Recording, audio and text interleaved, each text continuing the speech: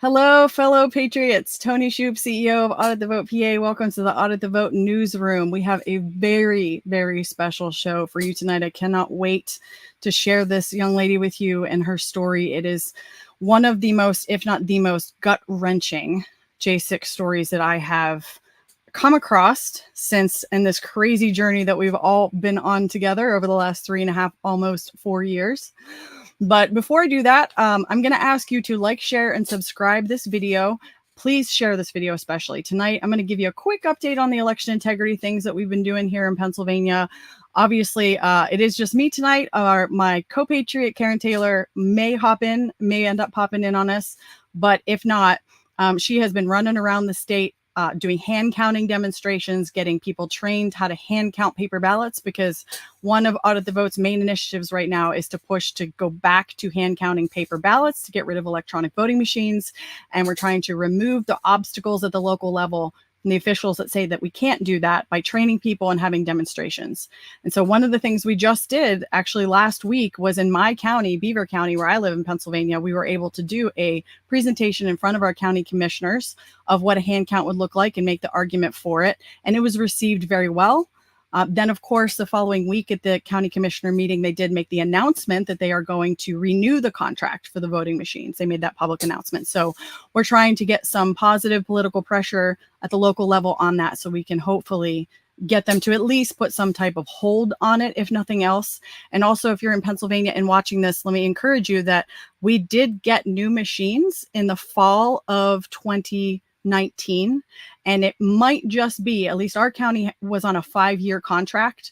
So it's something you're going to want to look into in your county. If your county is also on the 5-year contract with their machines, they may be up for renewal like right now.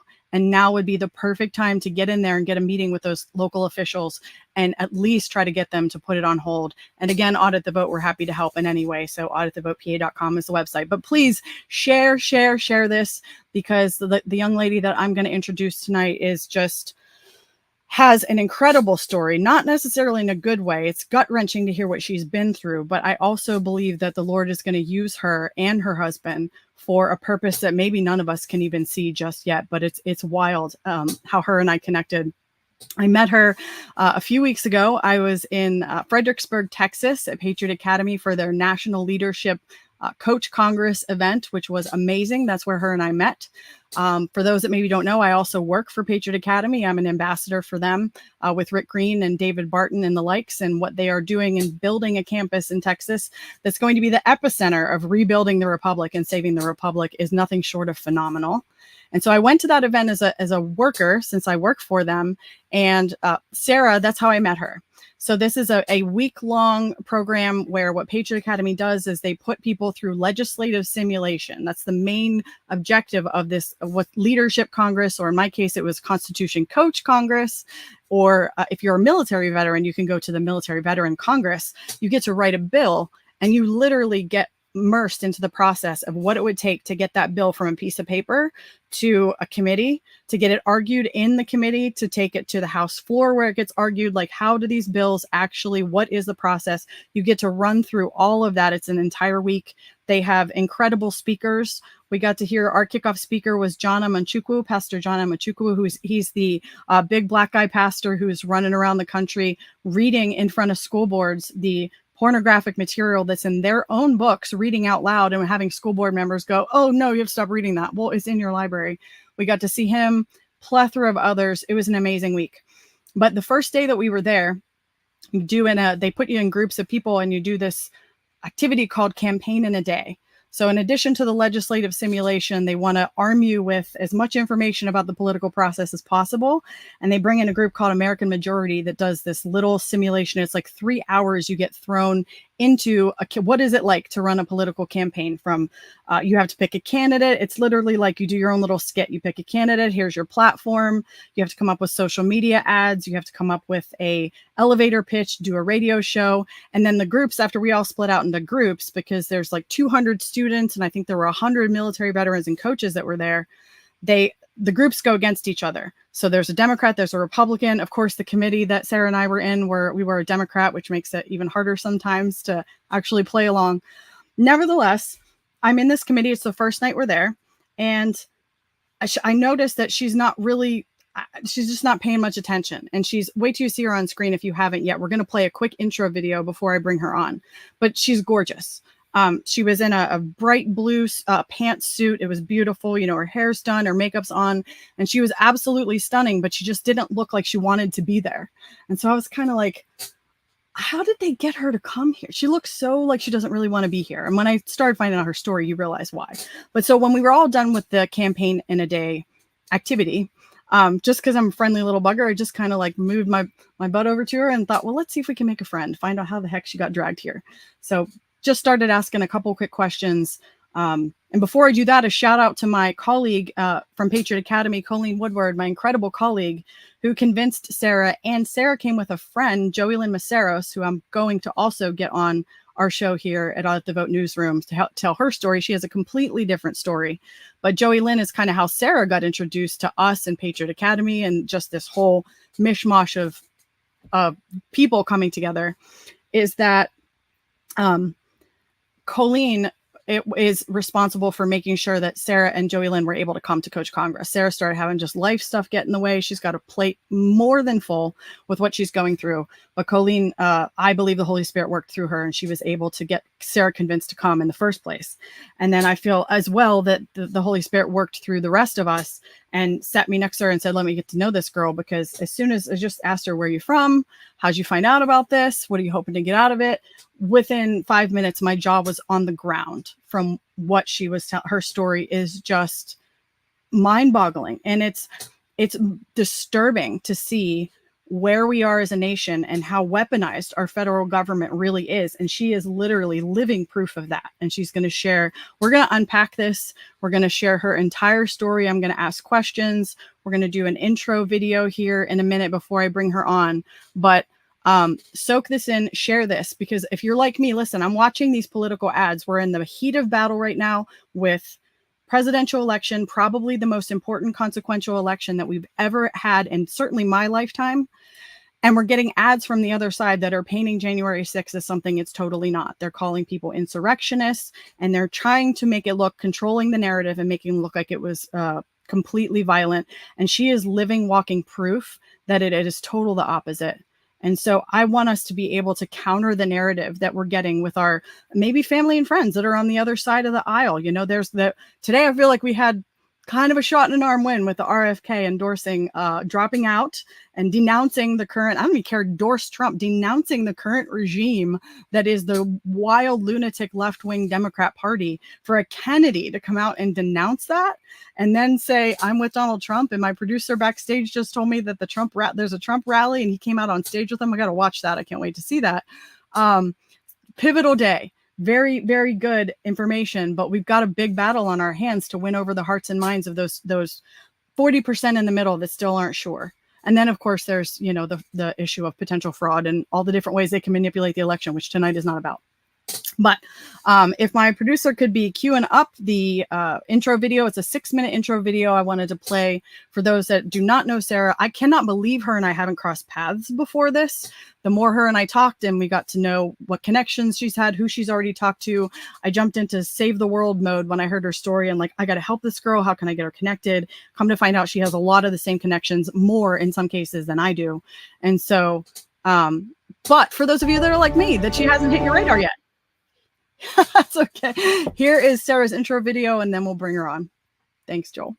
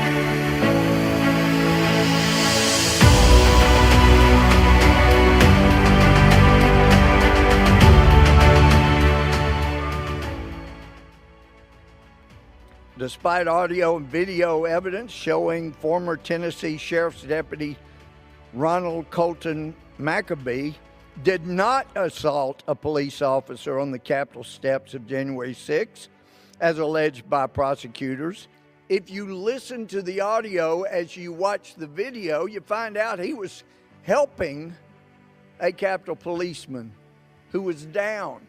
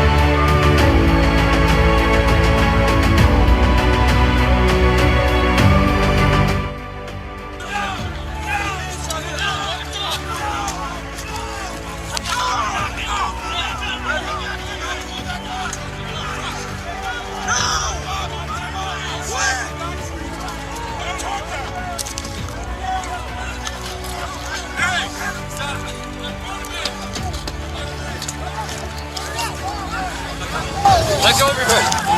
I know, help you.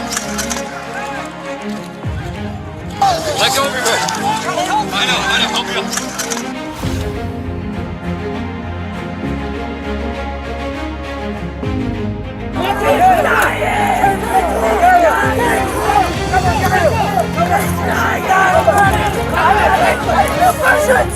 I need completions!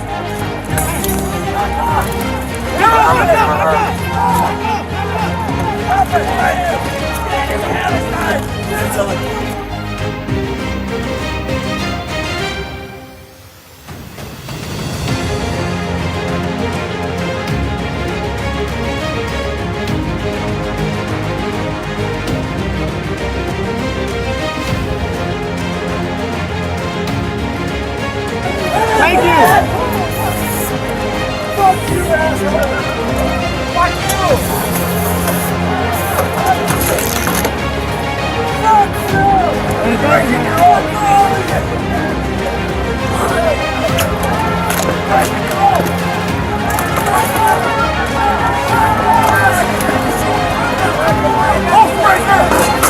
Don't fight me, man!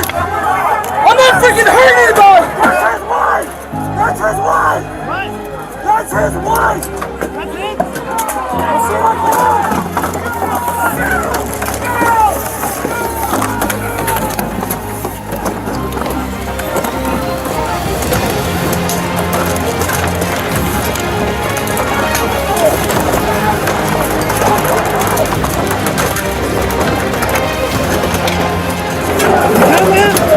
I got you, right? Let me through, man!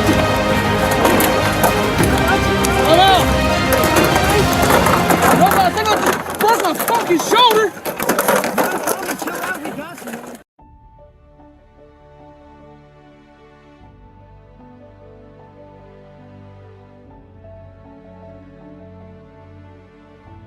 And yet this judge has the audacity to say we're not listening to the audio so he could hear that evidence. Why wouldn't you listen to the evidence?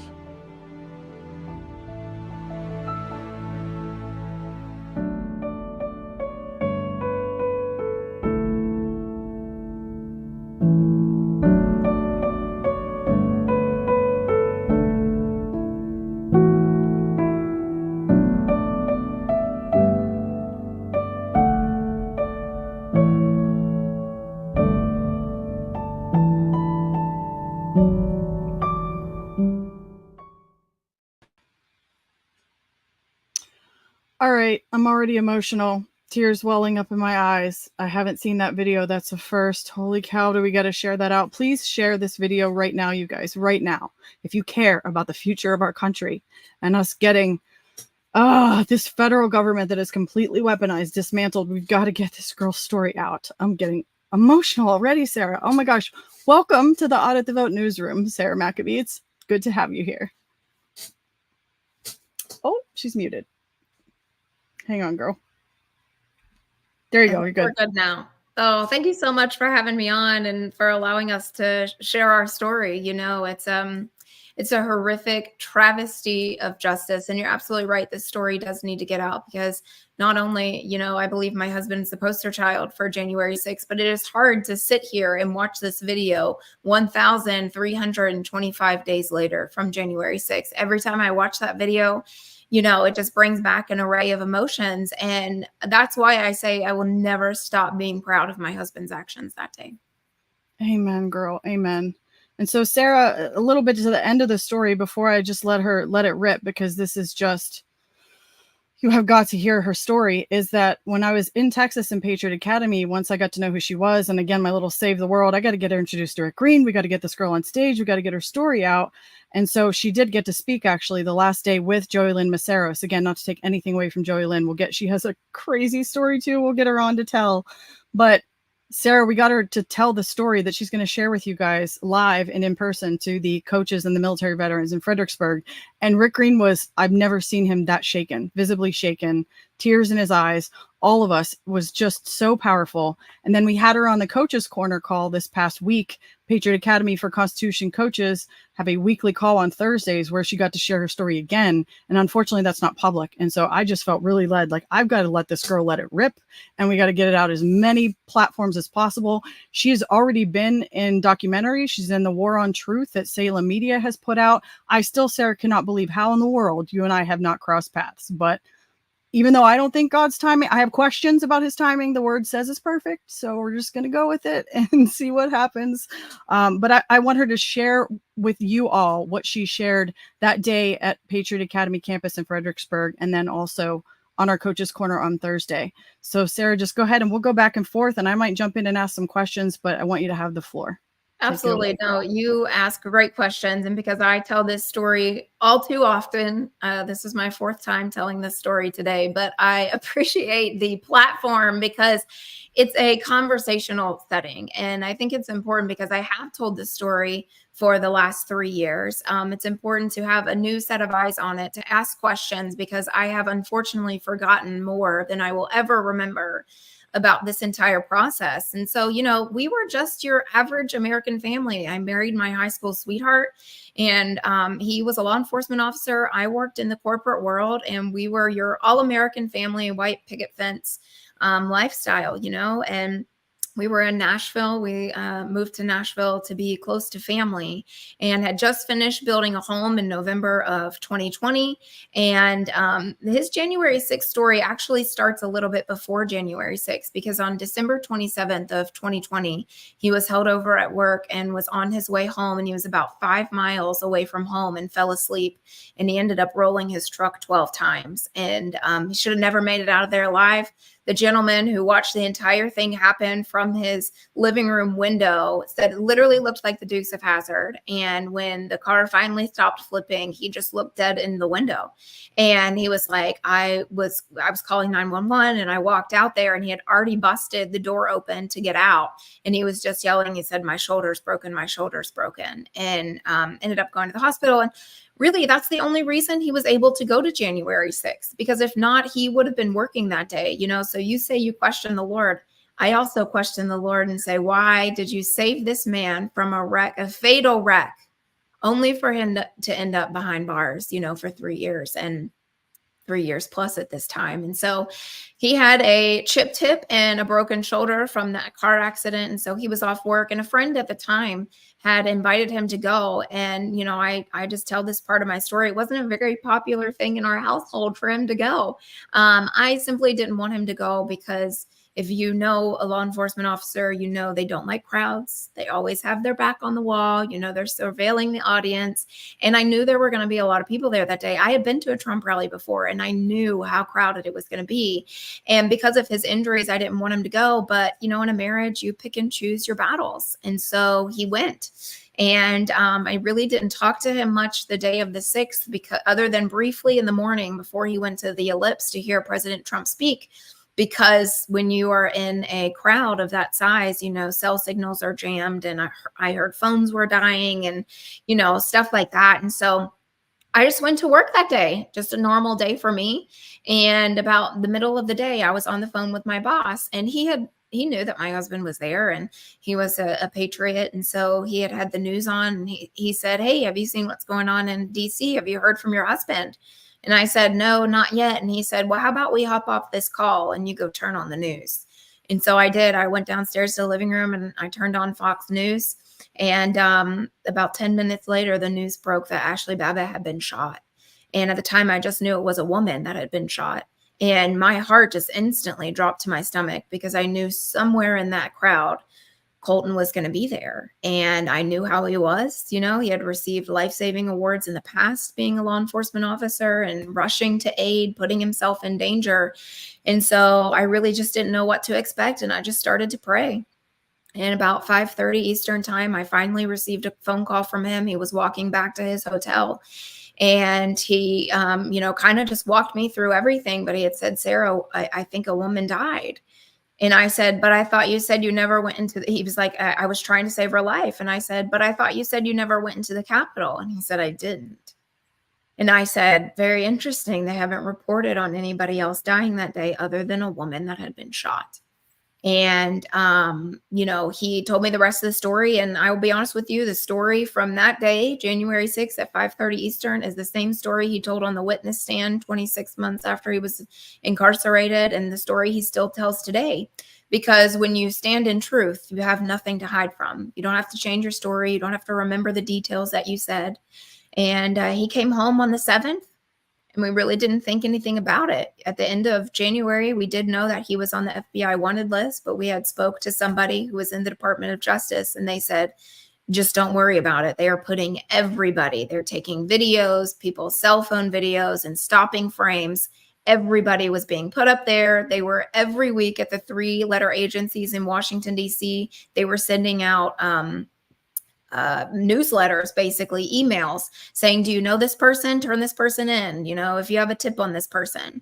And something that these individuals in 3-letter agencies had never seen before, that they were asking them to turn these people in. And so they were like, "Just don't worry about it. They're putting everybody up there."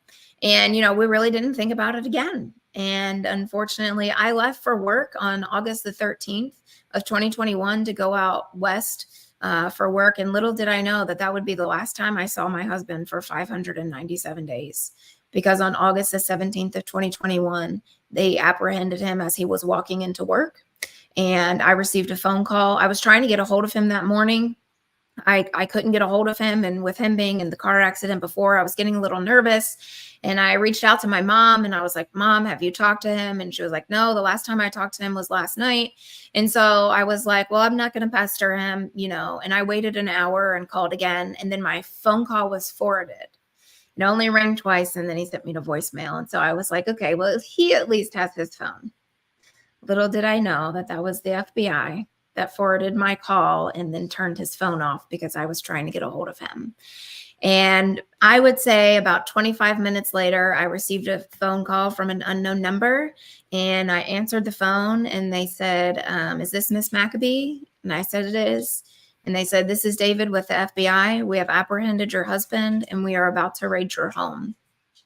And it was a very surreal moment. I had walked out of my meeting, and it was almost like an outer body experience. I could hear the individual talking on the phone, and I was answering the questions because he was asking, was anybody home? You know, I had 2 dogs in crates, and I didn't know how they were going to act with nobody being around. My one dog has special needs, and I was just begging them to please leave them alone because I had heard horror stories of them shooting the animals on sight. And I immediately turned on my cameras at my house. I had cameras on the inside of my house, and I turned them on as I was speaking to David. And I just started to quickly gather my things while I was finishing up the phone call with him. And I got off the phone and I told my boss, I have to go home. I have a family emergency. And so I went back up to my hotel room. I called my parents in the meantime and informed them of what was going on. And I hopped a flight home that evening, and a very emotional time. At the time, we were still having to wear masks on planes. And, that was one time I actually was very thankful that I was having to wear a mask in the airport and on the plane, because I was a wreck, to say the least. And I received a phone call from the attorney that had represented him, or had gone over and spoken to him before they had taken him, put him in jail. And he was just walking me through this process. I mean, you're talking about somebody that has never been in a courtroom before, never had run-ins with the law. And now all of a sudden I have the FBI, the federal government, all of these crazy things going on. And so I flew home that evening, and we put our house back together, because the FBI, likes to destroy everything they put their hands on. And I didn't get to talk to my husband because I was in the air at the time. He ended up calling my father. And within 2 days, we were sitting at the attorney's office talking about what the next steps looked like and that sort of thing. He waited 2 weeks for his initial bond hearing in the Middle District of Tennessee. And within the first 5 minutes of the bond hearing, the government had withheld exculpatory evidence. So they never turned over the video evidence, and the video evidence didn't have audio. And so we went into an immediate recess. And so he was being held in Kentucky, and because there were no federal, so when you are apprehended by the FBI, you're in U.S. Marshal custody, and the U.S. Marshals rent beds, as they have no jails across America. And so they were renting beds, and the state of Tennessee didn't have any contracts with the U.S. Marshals. And so he was held in Kentucky. So every time he was brought down for a hearing, they had to transport him 2 hours in the back of the police car one way. He was across the street at the federal courthouse, but we were all on Zoom, so I couldn't even see him. We sat across the street in the attorney's office and only saw each other via Zoom, and clearly couldn't talk to each other because the court hearing was going on. So we went. Hold on, Sarah, let me interrupt. So this is August 17th. This is September-ish that or is this still August? No, this is August. August 26th was the first bond hearing in Tennessee. And we immediately had went into a recess because the government didn't turn over the evidence. And then it was rescheduled for September the 3rd, which was the Friday before Labor Day. And 2 hours before the hearing was supposed to take place, the FBI agent conveniently called in sick. And so Colton was already across the street after a 2-hour drive and had to drive back to Kentucky because the FBI agent called in sick. They held him over the weekend. And then on September the 8th, it was a Wednesday, the judge, after we had the evidence, we still didn't have the audio at this time.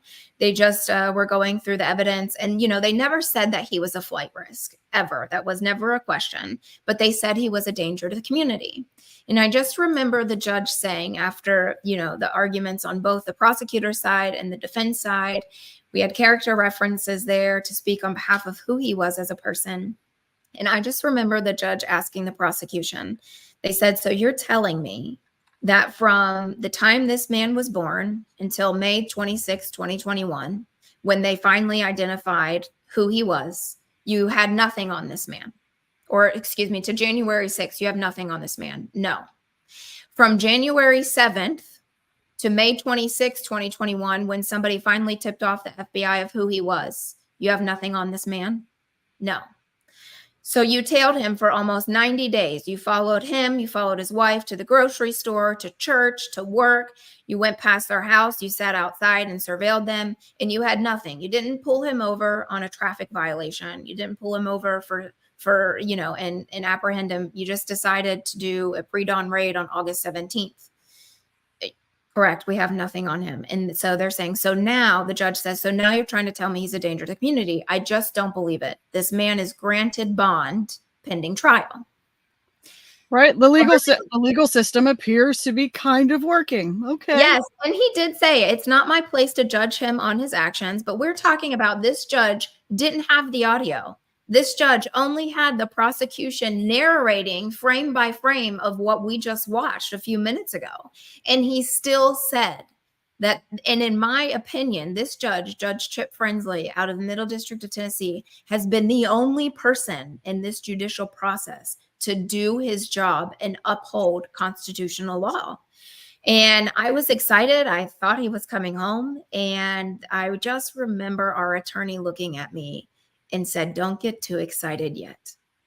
They are going to appeal it. And they did. The prosecution immediately appealed. They already had the paperwork ready. They knew they were going to lose. They appealed the decision, and it went in front of Washington, D.C., where it had gotten assigned to Judge Emmett Sullivan, who that name probably is familiar for people because Emmett Sullivan is the judge that presided over General Flynn's case, where in General Flynn's case, the prosecution tried to drop the case because they said that they didn't have the evidence to prosecute him on these charges.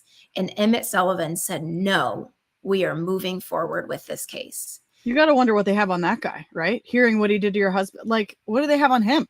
Exactly. So it gets moved to Emmett Sullivan. We get moved to Washington, D.C. In the meantime, he was supposed to have a virtual hearing, and they lost him in they lost Colton in the system. They didn't know where he was. And so then he finally got over to Washington, D.C., into the D.C. gulag, as we called it. And he had his virtual hearing. And the judge said within 5 minutes of that hearing, he called him a terrorist. And he said that he didn't need to see or hear the evidence. And he waited 2 weeks before we could go back in front of him for him to give his ruling. And he denied him bond. And we had tried to get him to go up for bond a couple of times, but it was always just denied in Washington, D.C. And so, you want to talk about the atrocities. You have individuals who are rapists, murderers, pedophiles, robbers, all of these people who have done heinous crimes that get bond. Yet you have a man who never had a strike on his record, actually had accolades in law enforcement and as a civilian, was a law enforcement officer for 7 years, yet they deemed him a danger to the community and a terrorist. And so I kind of knew at that point what we were up against. It's gut-wrenching.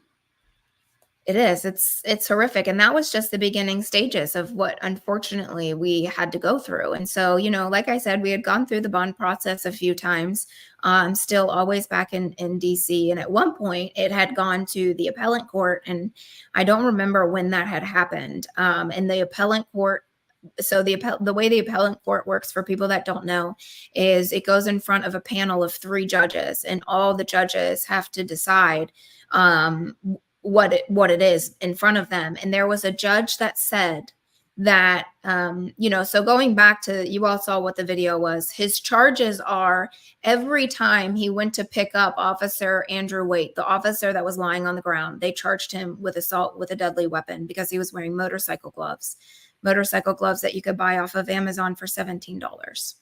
And they said that was a deadly or dangerous weapon. When the officer, Carter Moore, assaulted him across the ribs and the shoulder, and he pushed him open-handedly, shoved him away to create space, as they're taught as law enforcement officers, and reacting to him being assaulted, they charged him with assault. And then he had the other charges of civil disorder and all the, trespassing with intent to commit a crime. It ended up being he had 6 felonies at the end of all of this. And he's a law enforcement. Here's a pause for a second. He's a law enforcement officer who witnessed Roseanne Boylan get murdered, which we'll get into this later, I think is maybe why they're keeping him and why they went after him so hard, because he saw what really happened that day. I hope the audience is getting this. First of all, this isn't to instill fear in anybody as she's telling this story, but she is very good at articulating this. And there are too many people in my mind that are still sitting on the sidelines at home, cowering in fear that, like she says, don't want to touch this J6 stuff. And we have got to cut it out. Enough is enough. Please share this. please, you guys know I don't say like, share, subscribe. I mean, it rolls off the tongue, but please share this. Please help us get this story out. Sarah and I'm going to move heaven and earth to get this woman on Tucker, to get her on Joe Rogan. I don't have any of those contacts. She has probably better contacts in some cases than I do. She's already been on Dinesh D'Souza's podcast. She has met Tucker. We'll get into that maybe in a little bit, but we have to get her story. You want to talk about how do we get the public to wake up? This is how we get the public to wake up. We get this story should be on every possible platform we could go on. So I'm on a personal mission to get her in as many places as we possibly can. And I don't even know why I started telling you that. There's a girl in the chat saying I'm going to lose my shizzle as she's listening to you. Like, yes, lose your shizzle and share this and do something. This is how bad things are. And we have got to support each other and hold each other up. It's the only way back. No one is coming to save us. It is the people coming together. Sarah, I'll let you take, if you had a thought you wanted to finish, go ahead, but I want you to tell the story of what we saw in that video, like, because you walked through very well, you named names. I want you to tell that story. What the heck were we watching on January 6th? Yeah, so I'll quickly wrap up with this journey and I'll talk about what we just watched in trial. And so that was he was denied bond in October of 2021. And he was in the DC gulag. Just to touch a little bit about the conditions and how they had lived. At one point, he was in 24/7 solitary confinement, where he didn't even have a window in the cell that he was in. He was in I think it was a 6x6 or 8x8 cell, didn't have a window. I got a 5-minute phone call and he said, Sarah, what day and time is it? Because he had no idea, because he didn't even have a window. He wasn't allowed out and the guards wouldn't tell him. And then when he got to Washington, DC, they were in 23-1, meaning they were locked in their cells 23 hours a day and allowed out 1 hour. And that was for either a shower or a phone call. So never knew when the phone was going to ring, never knew when I was going to talk to him. And then they finally went to 22-2, locked in their cells 22 hours a day, allowed out 2 hours. And that would happen for a very long time. There was a guard in there who felt pity on them after they had been in there for so long, and he was able to control the pod. You know, there are a bunch of domestic terrorists in this pod, because they were all in the same pod, and he would let them out, and we were very grateful for him. I think he's a very good stand-up citizen. But he was in that for a very long time. And then they went to 19-5, and they've been in 19-5 for a very long time. I still believe they're in 19-5. I could be wrong. He's no longer there. But where they're locked in their cells 19 hours a day and allowed out for 5. He didn't go outside. When he was in Washington, DC, like I said, there were no visits. No visitation, no religious services, no haircuts, no nail clippers. For a long time, all the access to the outside world that they had was through patriots across the country writing them. And I really didn't realize how important that was until fast forward a little bit. He had been in Washington, D.C. for, at that time, it had been 11 months. It was September of 2022. It was actually Labor Day. And I was sitting on the couch and my phone started to blow up. And that is a feeling nobody wants to have when their loved one is incarcerated.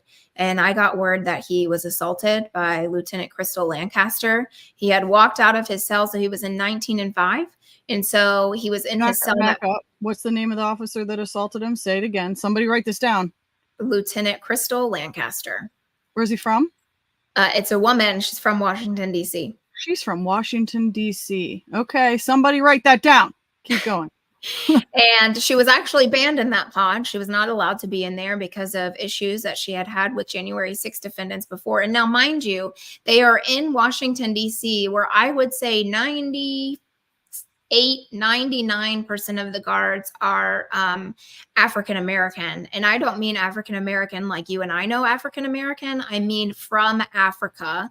That the running joke in the January 6th community was, if you went over to Kenya, somewhere hammered into the tree, it would say work for the DC DOC, and you would get your plane ticket over there, because they literally hardly any of them even spoke English. And so, they would come in there. They were told they were domestic terrorists. You had some guards, correctional officers that were absolutely terrified of them.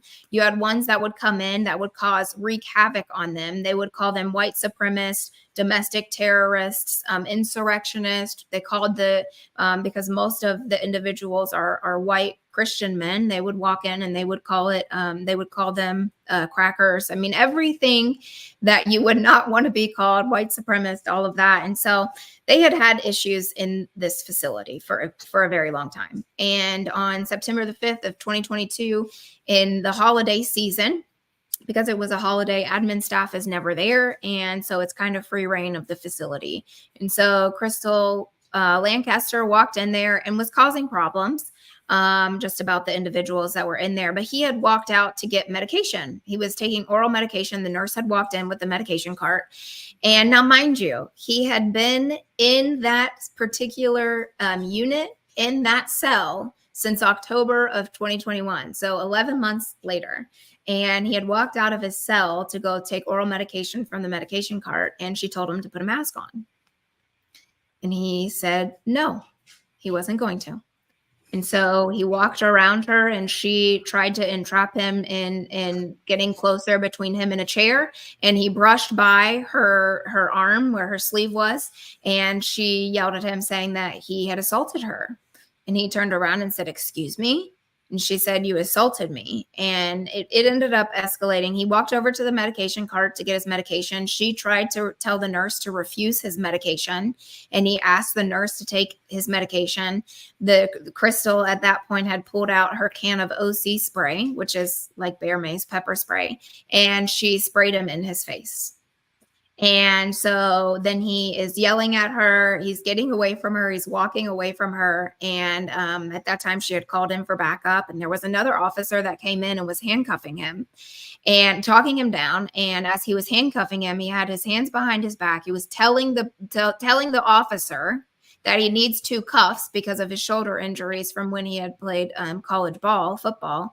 And he was telling the officer that. And she, from 20 feet away, ran over to him and deployed another can of OC spray in his face. She reached around the officer and sprayed him again as he was handcuffed. He was then thrown onto the ground and taken out of the unit. And so that happened in September of 2023. Their way of taking care of it, actually, it's even worse than that because they took him down to medical. First of all, as they were walking him down to medical, they put a mask on him. He had just got sprayed with OC spray. And they put a mask on him. And so he couldn't breathe. And he went down to medical and they put him in a hot shower. And how he explained it to me, he said, Sarah, the only way I can explain it to you is if you jump into a hot tub with a sunburn. That's how it feels if you get into a shower with OC spray. And they didn't give him any soap or anything to decontaminate. The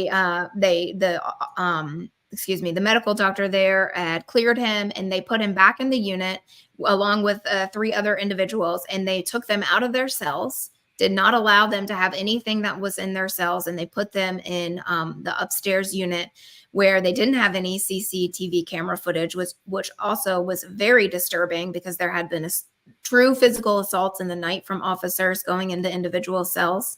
And so it was a very tumultuous time of just not knowing what to do, having no congressional members to call because nobody had wanted to touch this prior. And then the next day, he ended up. Sarah, Joel, when you get a chance, get some pictures up of him, and people need to see this. This guy is a country bumpkin looking as I've ever seen. Sweetheart of a man is what he looks like to me in these pictures, and listen to what they're doing to him. So when you get a chance, just get some pictures up of Colton as she keeps going because this. My blood's boiling. They had taken him out of the cell and then they moved him over to the other side of the jail where general population was. And they threw him into the SHU, which is the segregated housing unit. And they kept him there in 24/7 solitary confinement until they kicked him out of the jail. That was their way of taking care of this situation, or so they thought. And so then he went on a tour of Virginia. He had been moved again.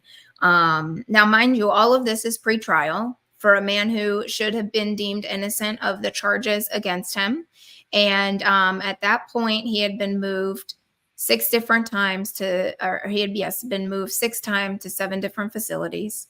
At the end, and here's the thing, going back to how they have been, or, you know, when they were in solitary confinement and how they were treated. I had to go pick up his property when he left Washington, D.C. And when I went to pick up his property, I picked up 4 boxes of letters and cards.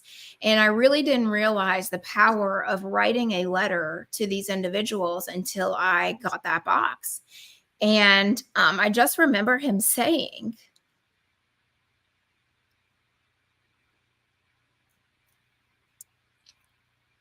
that sometimes that was the only thing that got them through, was that the American public would write them and let them know that they were not forgotten.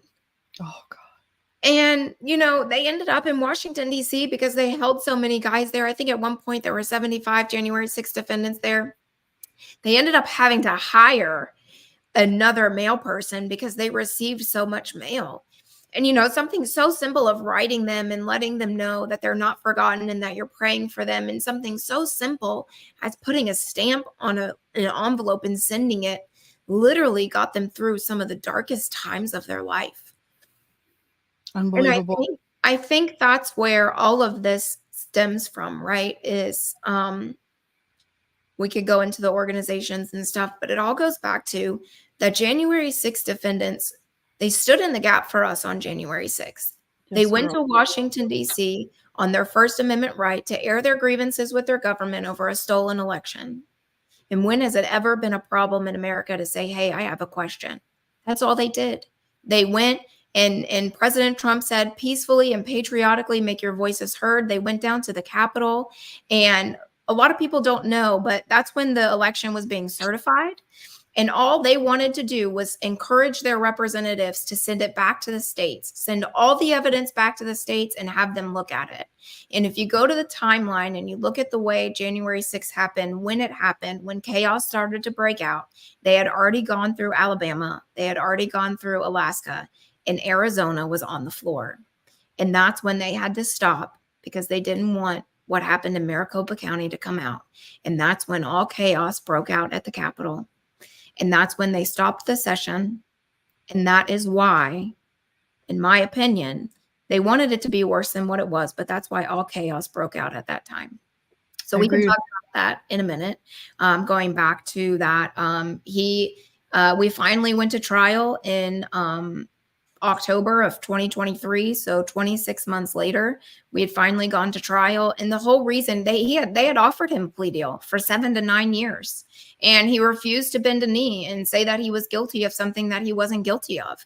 And the only thing was that he, the week before trial, he pled guilty to shoving the police officer, because in Washington, D.C., for January 6 defendants, you are not allowed to claim self-defense or defense of a third party. And so he knew going into that he was going to lose that charge anyway. And he, as a law enforcement officer, even though he was reacting, even though he did absolutely what he was trained to do, it didn't matter because he had shoved the officer away. And so a week before trial, he walked in front of the courtroom, and I will be honest with you, I don't agree with it.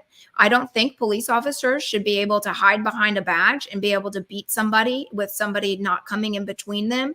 And that's why I say any man of dignity, any man of honor on January 6th took an assault charge for getting in between the police officers and elderly women, people like Roseanne Boylan, and people, you know, that should...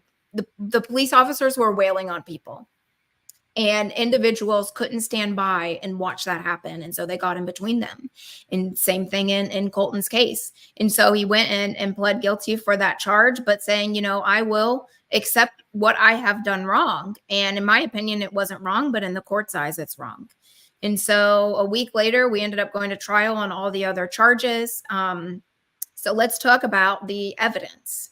The prosecution never played the audio, and even in trial. And mind you, a week before trial started, the prosecution filed for the judge to not allow any evidence of Roseanne Boylan to come into trial. That is the entire reason Colton went to trial. because he wanted somewhat justice for Roseanne, because I can promise you it still haunts him to this day that he could not save her. And very few people know about Roseanne. Very few people know about Kevin Greason and Benjamin Phillips, who also died on January 6th. And so thankfully we fought that, and the prosecution withdrew it. Their reasoning was that, as you saw in the video, it was 7 minutes. 7 minutes. And they tried to say that it was 2 separate incidences. And so they wanted no evidence of Roseanne to go in front of the jury. They ended up withdrawing it. And so we were able to present it. But the prosecution never presented the audio evidence. The defense had to. They never pulled in that last officer, Stephen Sagamont. They said when they had interviewed him, they didn't like what he had to say, didn't go for their case. And so they didn't call him as a witness. So say his name again. Say he's somebody that witnessed. He's on our side. Witnessed it. He is Officer Stephen Sagamont. Okay. We had to subpoena him in the night to come the next day and testify on the defense's behalf, and he did.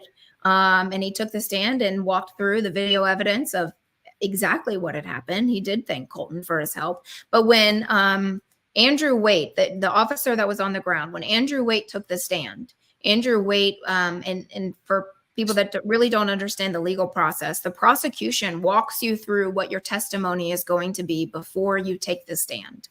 And so their way of not perjuring themselves on the stand was to simply say, I do not know, I cannot hear. So as you heard, when they slid down the stairs, Colton asked if he was ready. And then he said, get off of me, man. And he said, I'm helping you.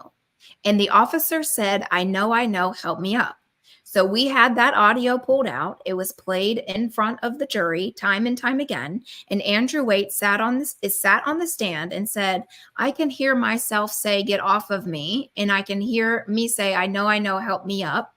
But I don't know what's being said in the middle. Clear as day, you can hear what Colton says. And then he says that Colton was not the one that helped him up, that it was another protester that came in between him and Colton and got in between them, and that individual helped him up the stairs. There's no video evidence of that. Actually, in contrary, there is video evidence of Colton walking behind him up the stairs. And so that's what you're up against in Washington, D.C. And so then it was the defense's turn, and Colton took the stand. And going back, I have to tell you about how the voir process works in Washington, D.C. So you're talking about a place that's 10 square miles wide, and all of the people there work for the government or are attorneys. That's basically the only people that are in Washington, D.C. And so they bring 70 people in as jurors, and they take them through a list of 26 questions. And as they sit in the gallery, they go through and are reading the questions and mark their answers down on a index card. And then, of course, the judge says, well, don't look up the defendant when we break and go to lunch. And what's the first thing they do? They go to the cafeteria and look up the defendant. And they come back, and then they put them on the stand one by one. And the majority of the people, I will say, they said, are you affected by January 6th? Or do you have personal feelings about January 6th? And one man took the stand and said, yes. I would teach my children how to ride their bikes on the Capitol lawn. And after January 6th, I can't look at the Capitol the same. I'm sorry. You had protesters overtake Washington, D.C. when President Trump was inaugurated in 2017 and sent him to a bunker. And then you had people burning down. Antifa and Black Lives Matter was burning down the city in the summer of 2020. And you can't train your kids to ride their bikes anymore on the Capitol lawn because January 6th defendants showed up on January 6th. It makes no sense what they are saying. And then they go through the questions and they say, can you put your feelings aside about January 6th? No. Are you sure you can't put your feelings aside about January 6th? No, I cannot. Well, if I, the judge, instruct you to put your feelings aside about January 6th, could you? No, Judge, I just don't think I can. Are you sure?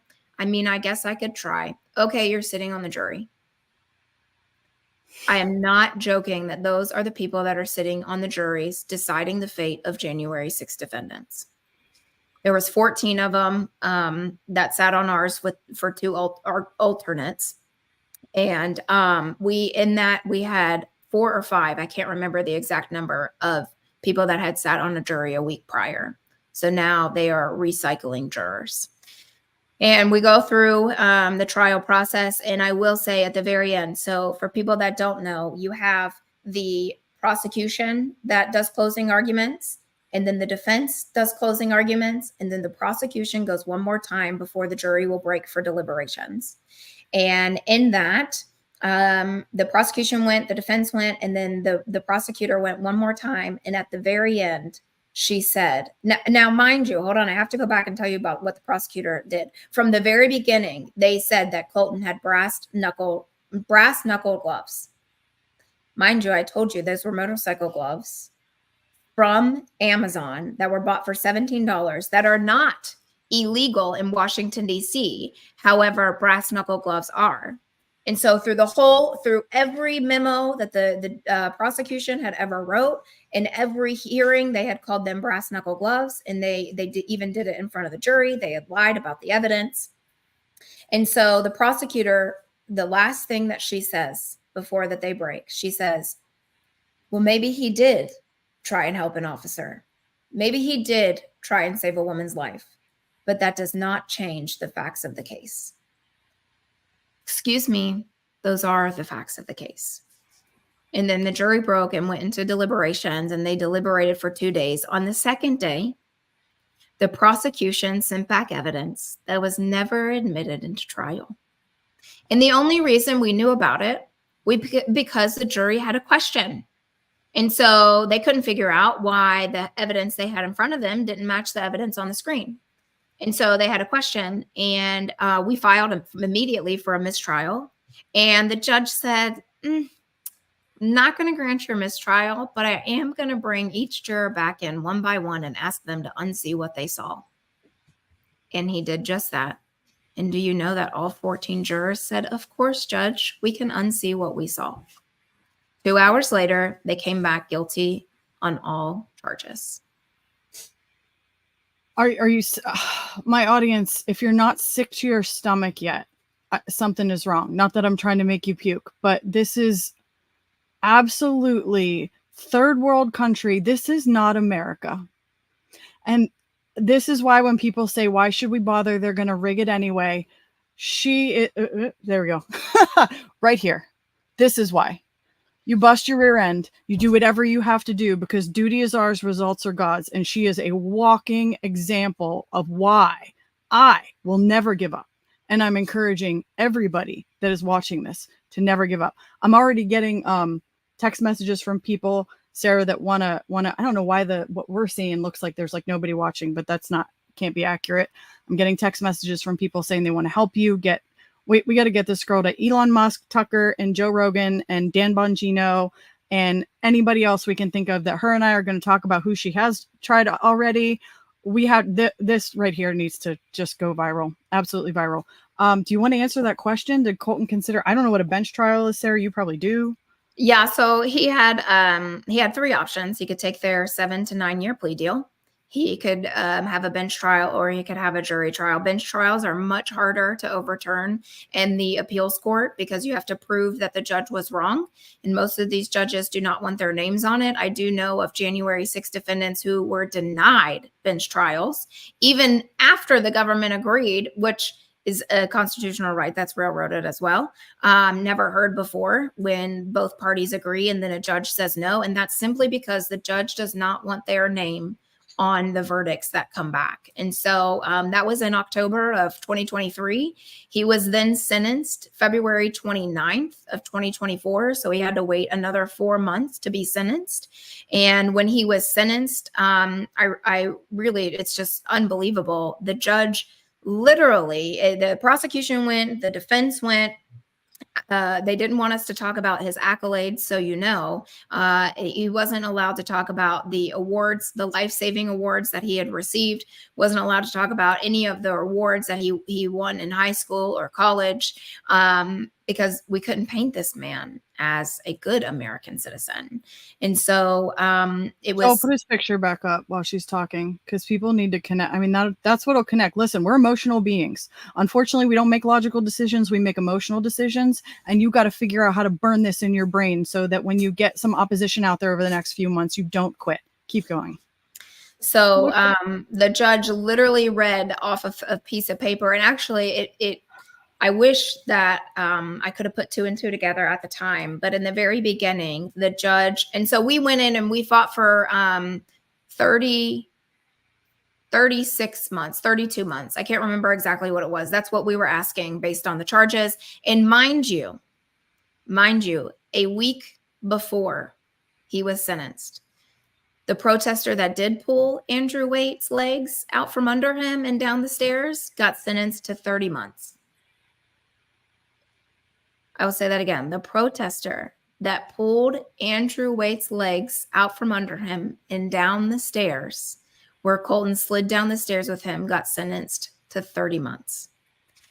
And so we went in and we fought. And in the very beginning, they're talking about where is the case going to reside in Washington, D.C.? Is it going to be moved back to the Middle District of Tennessee? And one of the things that was brought up was drug and alcohol testing. Well, for people that don't know, when you do get summoned to do drug and alcohol testing, you have to pay for it. Well, he was a law enforcement officer, never had any substance abuse issues or alcohol issues. And so we fought that. And the judge returned and said, well, I am going to impose it because it's going to be a while and you never know if things are going to change. And I'm telling you, that's about 10 minutes into that hearing. And I didn't put 2 and 2 together. But at the very end, when he read his sentence to him, he read it off of a piece of paper. He knew from the time he walked in, it didn't matter the character references that he had. It didn't matter what the prosecution or the defense said. He read off of a piece of paper. Colton was originally indicted with 9 individuals on his indictment. He's the only one that went to a jury trial, and he was the highest sentenced in his case. Everybody else got less time than him. And I will tell you, some of those individuals absolutely did what they were charged with. And yet you have a man who was charged with things he should have never been charged with. The fact that I have spoken to previous attorney generals, I've spoken to prosecutors, I have spoken to judges, and they said he should have never been indicted because they had this evidence all along. But what they wanted to do was to throw the best witness that Roseanne Boylan's family had. They wanted to throw him in jail and turn him into a criminal. And mind you, on February 29th, when we walked in front of the judge for sentencing, they had asked for 12 to 15 years is what the prosecution had asked for. And they said the reason that he needed that much time was because he didn't learn his lesson on January 6th about assaulting police officers, because he assaulted a guard in the jail. So again, you're taking a man that was the victim of a crime and using it against him. He literally has a lawsuit against the jail and Crystal Lancaster as the victim, and they used it against him, saying he did not learn his lesson on January 6th. I mean, okay. Sarah, I'm so overwhelmed. We might have to do this again. I'm so overwhelmed. It's a lot. It is a cover-up. It is a cover-up, Nikki. You're absolutely right. So I have people texting me, and thank you so much, Mark, texting me about contacts and whatnot. Marjorie Taylor Greene, talk a little bit about, you've already gone the route with Congress. You've testified before Congress, I think you told me. You've gone to every length possible. She's the reason, by the way, her husband got the audio. She uncovered all of this while he was incarcerated to try to get the truth to come out. She was his only real advocate.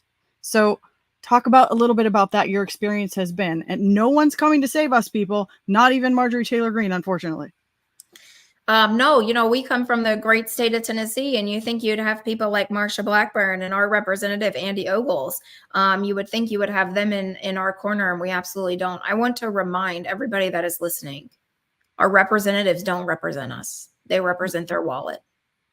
Every single one of them. I testified in front of Congress in June of 2023, and I told them, So all 535 members of Congress, it's on record. According to 18 USC Section 4, it states, if you know of a crime and you do not report that crime to officials to investigate, then you are also liable for that crime. And if found guilty, you could spend 3 years in jail, a fine, and or both. And on June 13th of 2023, I named Ashley Babbitt, Roseanne Boylan, Kevin Greason, and Benjamin Phillips. And do you know who was sitting in front of me? Marjorie Taylor Greene, Matt Gaetz, Paul Gosar, Troy Nels. And I will say, I am very thankful for Troy Nels. He is the only individual that has picked up the baton and ran with it. He has picked up the baton in regards to the assault September 5th of 2022 against Colton. In the jail, assaulted in the jail. The jail will not turn over the video evidence. They have denied it 3 different times.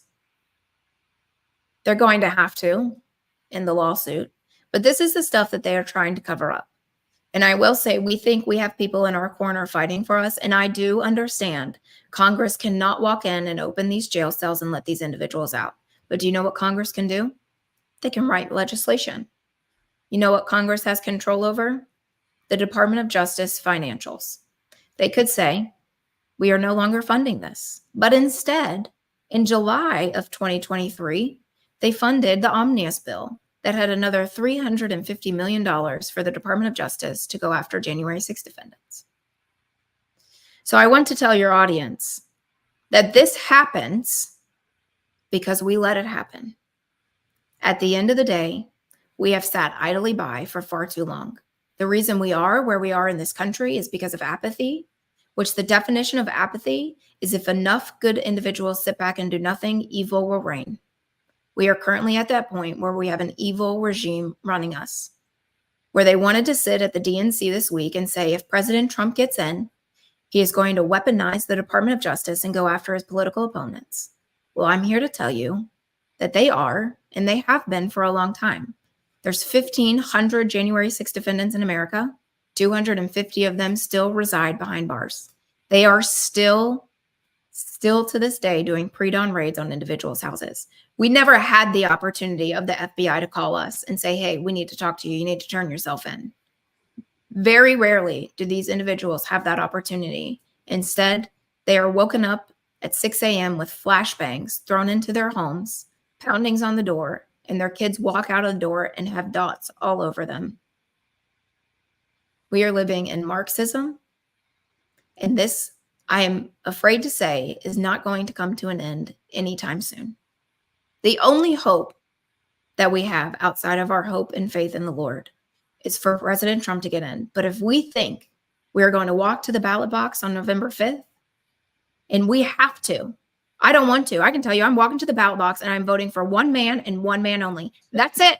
Because nobody represents us. Nobody. They tell us everything we want to hear for us to vote for them, and then they do nothing. Absolutely nothing, to the point that Marsha Blackburn has said, I cannot have a conversation with Sarah. Excuse me, you have 33 defendants from your state that are involved in January 6th, and you cannot speak to me? I have not asked one thing of you other than to have a conversation. They won't recognize us. Colton said it best last weekend when I went to see him. They are a forgotten society. The reason that they put prisons in the middle of cornfields, up against mountains, or on the edge of town where they have massive walls, it's not because they don't want the prisoners to see out. It's because they don't want the American public to look in. They put them behind walls, and we too soon forget. This is the largest manhunt in FBI history. This is the largest prosecution in the Department of Justice history. And in our Federal Bureau of Prisons, we could spend an entire 2 hours plus talking about the broken system within our Federal Bureau of Prisons. It is the highest funded program at $2 billion a year. This is what's currently going on in America. It's not only happening to my family, it's happening to families like Joey Lynn Massaros. I met Joey Lynn at an event earlier this year We call ourselves fashionistas. She was wearing a sparkly cardigan, and so was I. So we started to talk, and she told me her story, and I couldn't believe what I was hearing. Now, I had been in this fight for a long time, and I looked at her, and little did I know what the words were going to mean a few months later. I looked at her, and I said, Joey Lynn, no one's coming to save you. I had learned when she told me her story that we were fighting the same beast, except for two different heads. I was fighting the criminal side. She was fighting the civil side. And I looked at her, I said, Joey Lynn, nobody's coming to save you or your family. Your best bet is for you to learn to write legislation. And as hard as it is, you have to write legislation for all Americans, even those that are persecuting you. And 6 months later, we ended up at the Patriot Academy. And she wrote legislation about the laws that's used against her. And I wrote legislation to hold judges in any federal position, whoever holds a federal position, accountable. Because again, not only the reason that we are where we are in a country is because of we the people, the reason that the FBI and the Department of Justice is acting this way are because of the policy and procedures that are put in place. Because there are loopholes, because they are ignoring our Constitution, and there is no accountability. None. Get to the chat. Nikki is saying she's defeated. That was the exact opposite of my intention. Hopefully not everybody feels that way. I know this is heavy. This is a lot. And we're not saying, by the way, that every single congressman is evil and bad and out to get us. It's just the point is it's up to us. It's up to the people to rise up. They aren't going to do it without massive, massive public pressure. Period. Case closed. So it is your job, if you're watching this, to get involved somehow, some way in your community. I'm going to be staying in very close contact with Sarah, and we will figure out, I don't know exactly what our next steps are going to look like.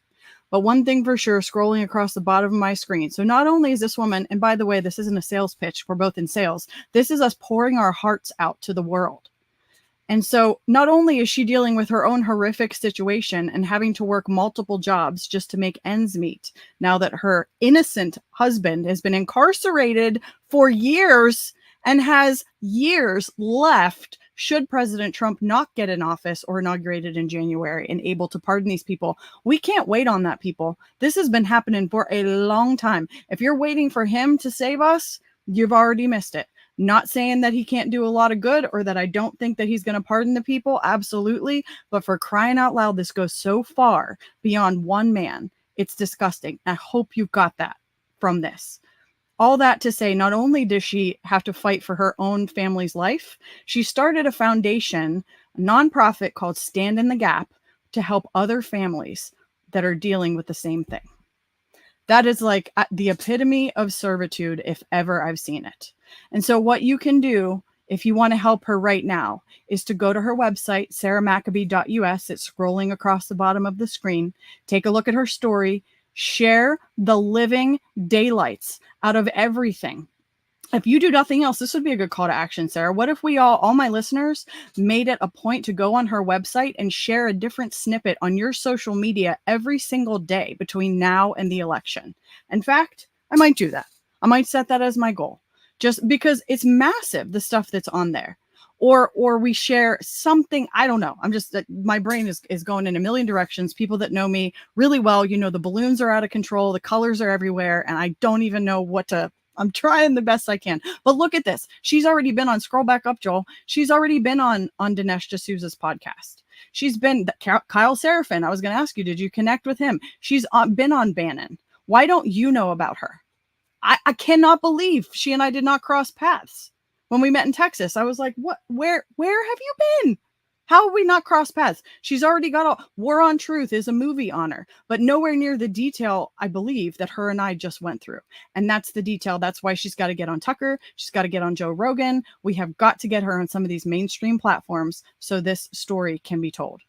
Sarah, oh my gosh, girl, I'm overwhelmed. I don't even know, but let me tell my audience this too. You know, if you wonder if there's a purpose for this, I ask God all the time. And my story, I'm like, pull it together. Why? Because I got called out by the governor and a death threat to the house because Josh Shapiro threw me under the bus. Big freaking deal. My life is still normal.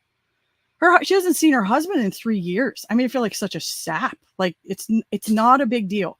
But before I met her, I question, why in the world, Lord, did you do this? Why did you change my life? Why did you bring me here? Why am I being persecuted? I'm not really persecuted compared to this, but persecuted. And I don't really know that answer. And she was telling me backstage, she asked the same question. But I'm going to hang on to this, that the Lord has a plan. And I don't know what it is or what it looks like or how it's all going to pan out. But when she talks about the day her husband, August 17th of 2021, the day her husband was taken from his home and put incarcerated, the next day, August 18th of 2021, I met President Trump for dinner. And the trajectory of my life completely changed. Some for the good, some for the bad. But my platform and my following went, nobody, 2 months before that, nobody knew who I was. I'm not a Rumble channel talking about my story. Nobody knew me. I was a nobody. And August 18th, 24 hours after her husband gets hauled off to prison, I'm meeting with President Trump and getting some of the craziest context I've ever had. And who would have thunk a few years later, her and I connect in Fredericksburg, Texas, at the Patriot Academy campus. You can't make this up. My point is, God has a plan. He has a plan, and his ways are not our ways. And I lean not on your own understanding, but in all our ways acknowledge him, and he'll make our path straight. And I think for the questions that Sarah and I have, I don't know if they'll all get answered, but he's bringing our paths together. And I'm going to come and stand in agreement with her. He's going to make it straight. Because I look at those pictures of her and her husband. He looks so sweet. I feel like that could have been us. My husband and I we went to January 6th. It was our first Trump rally. We didn't get anywhere near the Capitol. We sat in front of the Capitol on a blanket. I don't even remember why. My story doesn't really matter. But I was there that day. And I can tell you that I saw nothing out of control. I saw peace.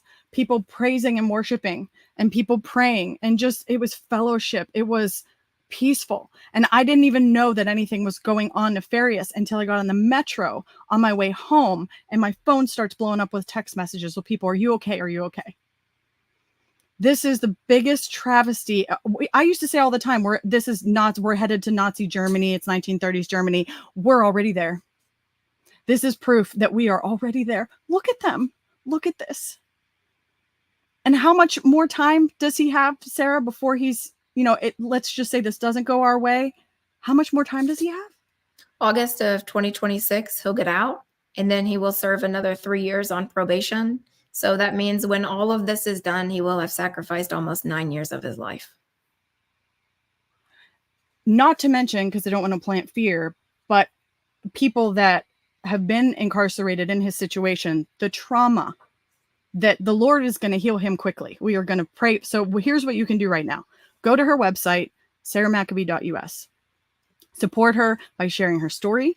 Support her by donating money. I'll tell you what, I know that everybody's got their hand out now. It's campaign season. Everybody wants money. I totally get it. But when the Lord is leading you to give to a certain thing, I believe for me, he makes it crystal clear. I've 2 things. I left The Sound of Freedom watching that movie in Columbus, Ohio, and went directly to Operation Underground Railroad and gave $10 a month. And I have ever since, and I will, because I felt that tug. And when her and I met and I got on her website and started understanding more, I felt the tug, and I'm giving her organization, I don't know what it is, Sarah, it's not much, $10 a month, maybe 5, 10, $20 a month. They need us. Nobody's coming to save us. Everybody can scrape together a few dollars, get on this website, for crying out loud, and become a regular monthly supporter. If that's where it's leading you, if you're feeling the tug, I know what the tug is. What is your tug? Maybe it's something else, but for crying out loud, $5, $10 a month, it's a fast food meal, for heaven's sakes, if you're still eating that woke garbage to begin with, a month to support this girl in her fight, because we don't know what's ahead. I don't know that everything's going to go. It's not going to be sunshine and rainbows in my mind after November 5th, and everything's just going to be hunky dory. You think they're going to let that man back into the White House and so he can just go on a holy terror and defund the FBI and get rid of all these corrupt agencies and pardon all these people? It's not going to be that pretty. But I also believe, based on the word and what I study, that God is sovereign. He's given us, we're his hands and feet, and he's given us authority here to get through this together. So go to the website, my whole spiel there, and Put this woman on every prayer list and her husband that you possibly can with every church, and start praying for them. Pray for healing for her husband, for the trauma that he's having to endure while he's incarcerated. Pray for the Lord to feel feel him every minute of every day as she's going through this battle, because she looks beautiful. I love you saying sparkly, you and Joylyn. I would have been right with you with all the sparkly stuff. Like, she's beautiful. But do you think this is easy? This isn't easy on a day-to-day, what she's dealing with on a day-to-day basis. She still has quite the road ahead. So put her on every prayer chain you can possibly think of and come alongside her in any way. All my contacts that are watching this right now live, or that are going to watch it later, we got to get this chick on mainstream as we possibly can between now and November 5th. Her story needs told for so many reasons. It's hard to even tell. I have a question for you. I mean, we're still going. People are watching. I didn't want to be super long, but this needs told. What do you think? Do you have any idea what he saw them do to Rosanne Boyland? Tell a little bit about, because the Metropolitan Police beat her to death. It sounds like he watched that and was trying to stop it. And that's probably why they want him gone forever. But do you have any, like, what he actually saw them do with her? Yeah. So before, like I said, waves of violence had happened in the tunnel. And minutes before that, the tunnel was full of individuals. The police were backed into the back. And another individual you can look up, her name is Victoria White. And she's talked about in documentaries. She's been in a few. She was beaten 40 times by Captain Bagshaw. Her hands were pinned down to her side. And she was beaten in the head with a baton and punched in the face. And then they started to shove individuals out, and you can see how busy it was at the tunnel. There was no room to move, and they were shoving individuals out. Quite literally, the first time in trial, I had seen a video where a guy had turned around to walk out, and a police officer picked up his leg and kicked this person, quite literally kicked his bum out. And there was a pile of people at the bottom. A gentleman named Philip Anderson was pulled out of the pile unconscious. A gentleman named Tommy Tatum thought he was going to die. And there was a pile of people, and Rosanne was at the bottom of it. And she had a friend, Justin Winchell, that was with her, that was yelling, she can't breathe. She can't breathe. She's dying. And individuals were trying to give her aid and get her out of there. And she was laying there. And that's when Metropolitan Police Officer Lila Morris picked up the stick and hit her. Quite literally, she pulls the stick. Joel, can you move that back just a hair? Yeah, and write that name down, say that again, and write her name down, because Lila Morris. So you're going to see, when this switches over to the next video, you're going to see at the right-hand side of the tunnel, you're going to see a stick come up in the air. And that is Metropolitan Police Officer Lila Morris hitting Rosanne Boyland as she lies unconscious, unarmed at the bottom of that pile. And so instead of a police officer giving aid, you can see Rosanne, she's right there. Her friend Justin Winchell is in the blue off to the right-hand side, and you will see Rosanne lying there. And you see Colton trying to get to her. He's reaching over right now, trying to get to her. And he's yelling. Then he puts his hands up and says, stop. He's yelling, stop killing that girl. And then that is before Lila Morris starts to beat her. Lila Morris hit her 3 or 4 times over the head and the face. And that is why her face then becomes bloody. And her nose at that point had been bleeding. Sarah, do you have any indication of why they might have targeted her? Anything around that? No, because there were no investigations into her death. They said she died of an amphetamine overdose, and she had been sober for 7 years at that point. And why would any person at a Trump rally overdose on ADD or ADHD medicine? It's impossible. And that's what they originally had said, that she had died of methamphetamine overdose, and then they changed their story and said that she had died from suffocation from the crowd. And then later it come out that you can see even in that video, they're working on her there's her leg in that video, and they're working on her at that point. Good Samaritans are. I personally believe he was the best witness in that tunnel, because that's excessive use of force. You were taught to never use a baton above the shoulders for that very reason. It's deadly. Oh my gosh. Absolutely sick to my stomach. I'm wondering if we should play the video again as we close out, because now that people heard the whole story, to see it again, I think maybe that's how we'll close out. But I don't want to close just yet because I'm looking at the chat. And Sarah, if there's anything else on your heart that you want to make sure gets out there, now's not that we can't do this again. I think we should do this again. And I definitely have to get Joey Lynn on here so you can hear another piece, somebody else that's being railroaded, because they're coming for us. They're coming for every one of us. That's why they're doing this. So yeah. I just want to encourage people that if I can get up every single day after coming home to an empty house for the last 3 years, it is now, as of today, 1,102 days that I have been getting up every single day to fight not only for my husband, but for all January 6 defendants and for this country, then you can. Don't be afraid. Absolutely don't let this scare you. The reason that we are where we are is because of apathy. Faith and fear cannot coexist. They absolutely cannot. And if we have faith in the Lord and that he is going to provide for us, even if things are taken away from us, if I can leave my corporate job where I made good money and I cared for my family and I sold my house to fight this fight for Americans, I'm fighting for you. I will fight for you until you fight for yourself. But we have to band together as one. It has been very lonely to fight this fight for a very long time. But in the Bible, it says, everybody wants to talk about Esther and how in Esther, it says, maybe you were born for such a time as this. I will tell you, I believe every January 6th defendant and their loved one was born for such a time as this, to show the corruption, not only within our Department of Justice, but in our Federal Bureau of Prisons. And I believe that they are where they are right now because the Lord wants them there. Regardless of how we feel, this is not in our timing. This is in his timing. And he has every single person right where he needs them to be. Why is Colton in Minnesota when we live in Tennessee?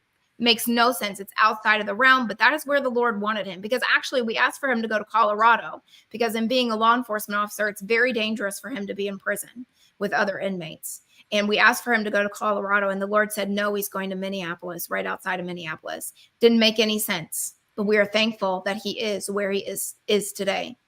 But I can tell you in the Bible, it says in Esther, says, well, maybe you were so chosen for such a time as this. Actually, it says, well, maybe you were made queen for such a time as this.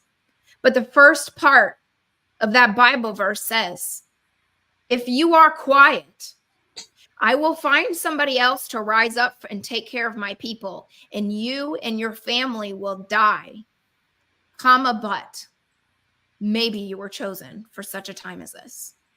And in Revelation, do you know what it says about cowards? It says they are going to be thrown in a hellfire pit along with the murderers and rapists. Cowards are going to be. That's what the Lord looks at cowards. It's also a sin to not do something when the Lord puts it on your heart and you know it's right to do it. So we can't sit idly by anymore because this didn't happen overnight. This has been happening for years in front of our noses. And because we say it doesn't affect us personally, we're going to sit on our side of the street. We're going to eat our food. We're going to drink our water. We don't want to say anything because we might lose our job. We don't want to say anything in church. Don't even get me started on the churches of where they are right now. They are 501c3s. They are businesses, and they are too afraid to talk about politics from the pulpit. 14 million Christians in California do not vote because their pastors tell them we are not of this world. Do you know that's 5% of the voting population? We are of this world. Our brothers and sisters in Christ are suffering right now at the hands of the federal government and the regime in more ways than one. At our southern border, they're letting millions and millions of true terrorists there. The world is opening their jails and they're pouring into America. People are being murdered every single day, raped and trafficked in America. Our kids are being indoctrinated in school and there's pedophilia everywhere we look. January 6th, Joey Lynn and what her family and other Texans are going through. It is happening. People that died from COVID and are prosecuted. People that had their medical license revoked because they wouldn't go through with COVID mandates. Like I said, this has been happening for a very long time. But we have a choice. We can either bend a knee to tyranny, and for some continue to bend a knee, or we can stand up in faith and we can fight for our country. Because what those people in Washington, D.C. too soon forget is that we outnumber them. Amen. And we are the silent majority, but we cannot be silent anymore. Every day we wake up, we have to put our Ephesians 6 armors on. And I tell you right now, every day I wake up, I hope that Satan says, my God, she's up again. Honestly, I found my voice in the toughest time of my life. If I can find my voice, then you can stand on your feet and fight for this country. You can fight for President Trump, the most persecuted man in the world. And why is he doing this? Because of his love for America. He has more money than anybody could ever think. He could go live on an island somewhere with his family, but he chooses to fight for you. We must now in turn fight for him. We must find it in our heart. Whatever the Lord puts on your heart, you don't have to go out and speak. You don't have to go to the pulpit. But I'm tired of being uncomfortable in this position that the federal government has put you in. I hope the Lord makes you uncomfortable. We need to have the uncomfortable conversations at our dinner tables. We need to be talking to our kids about this. We need to be talking to members of church and the Patriot groups that we are a part of, because we cannot let January 6th defendants' sacrifices go in vain.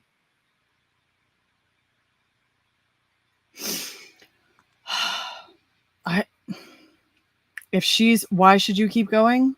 If she's not quitting, what right do we have to even let up on the gas? Seriously, Pennsylvania. Seriously.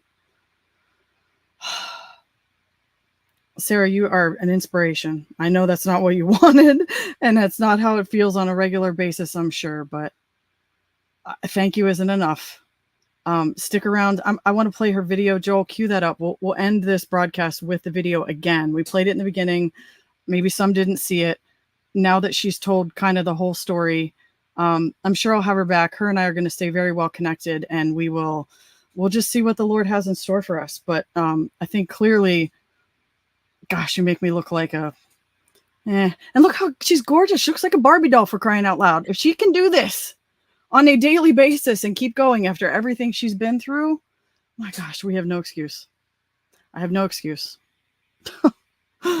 Oh my gosh. I would pray, but I'm too, get her on a prayer list, pray with her. I can't pray on air right now. I'll just end up being a mess as it is. I'm holding the tears back as best I can. Again, Sarah, thank you isn't enough. You and I will stay connected, and we'll see where the Lord leads. And, my gosh, Joel, you got the video queued up? Anything else before he plays the video, and then stick around backstage? Oh, he's got it. Any last thoughts, Sarah? Anything else? I just encourage you to pray about it. I ask that the Lord puts on your heart what he has called you to do in this nation, in this desperate time, because our faith and our hope is not in man, but it is in God. But we have to do the work, because faith without works is dead. And the Lord says it only takes faith the size of a mustard seed to move a mountain. So while you are praying for us, we're praying for you to have the strength to rise up. Thank you, Toni, for having me on and sharing our story. And I will come back and talk about many more January 6th defendants and their stories as things evolve. And we have to take our country back. There is no other choice. Awesome. Thank you. All right, Joel, take us out. Video, bring us home. Sarah, hang out for a minute.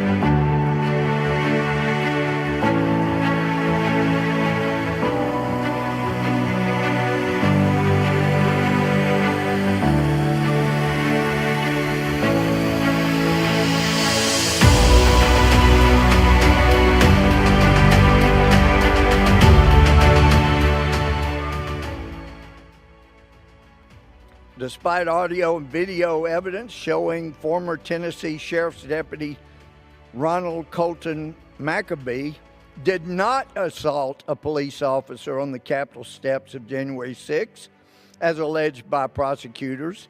If you listen to the audio as you watch the video, you find out he was helping a Capitol policeman who was down.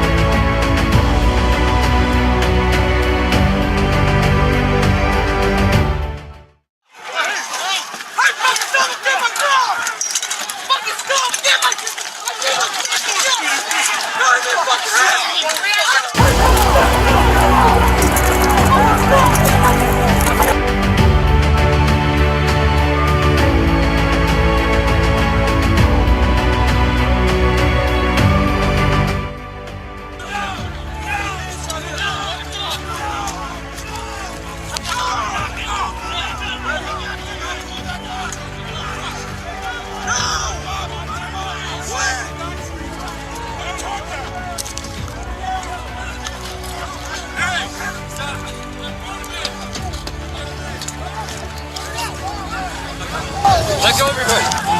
I know, help you. Let go of your hood. I know, help you.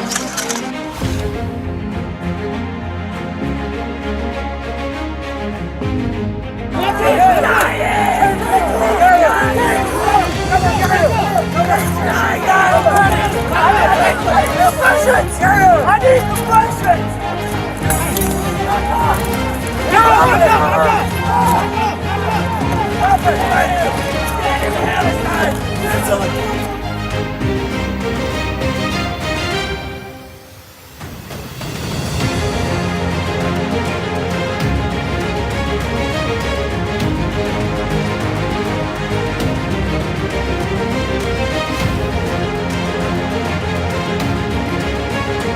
Thank you! Fuck you, asshole! Fuck you! Fuck you! Thank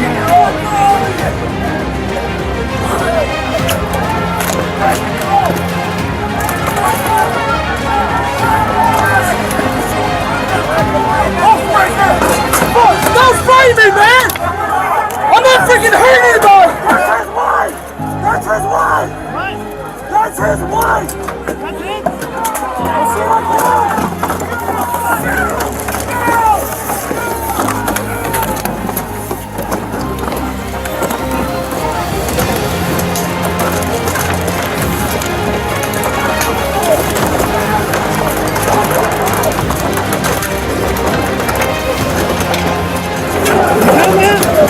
I got you, right?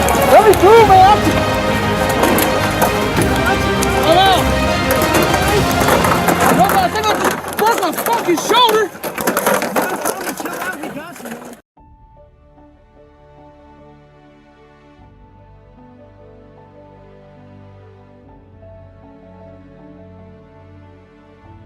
And yet this judge has the audacity to say we're not listening to the audio so he could hear that evidence.